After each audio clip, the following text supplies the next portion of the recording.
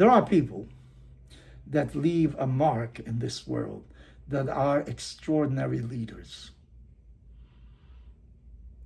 Moses was one of them, of course.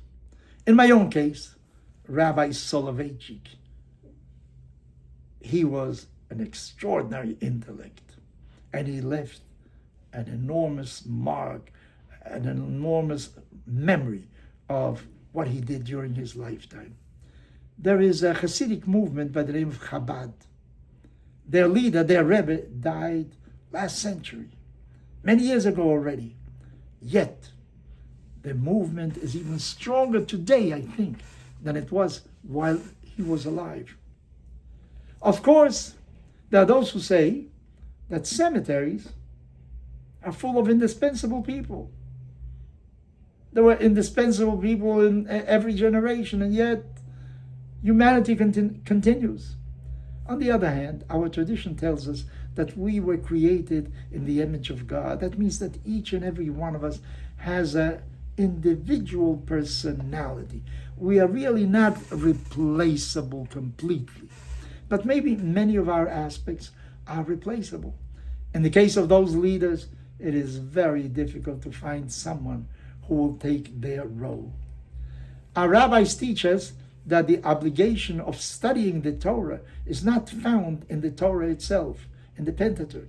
It says in the book of Joshua, Yehoshua, there it says, Ve'hagita bo yomam v'layla, and you will reflect upon these things day and night. Now, you will study day and night. Question is, why doesn't it say in the Torah itself? Maybe the answer is that while Moses was alive, the people didn't feel the necessity, the need to study so much. Because if you have a problem that you can't find an answer to, go to Moses. He will tell you what to do. But once Moses died, you realize that now I am the one that has to reply. I have to give an answer to a difficulty. I have to study more. I can't rely upon others. In other words, great leaders also have to serve as an example of bettering oneself. Of course, their imprint is tremendous.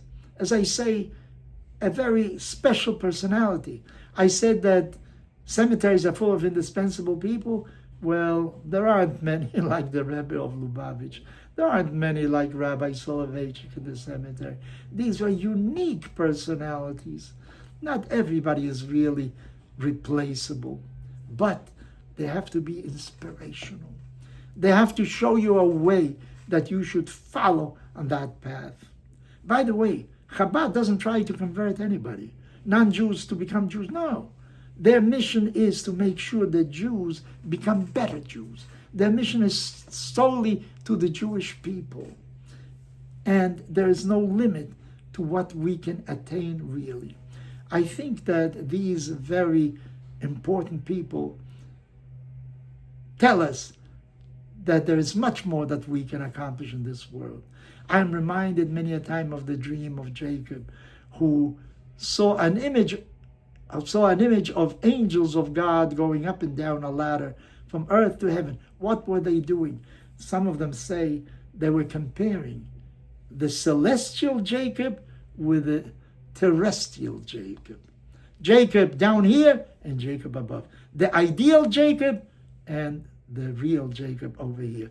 We all have probably an image in heaven of what we could potentially aspire to be. So I think that the great leaders have to inspire us to become better ourselves, to reach greater heights, study more, work more on yourself to become a better human being. I think you have to do this in the midst of your family also. You have to teach your children. Among your friends also, insist that each and every one of us has to try a little harder, because we can really be much better than what we are today. And if we do so, we will improve society at large. Society will be the beneficiary of our personal work on ourselves. Think about it.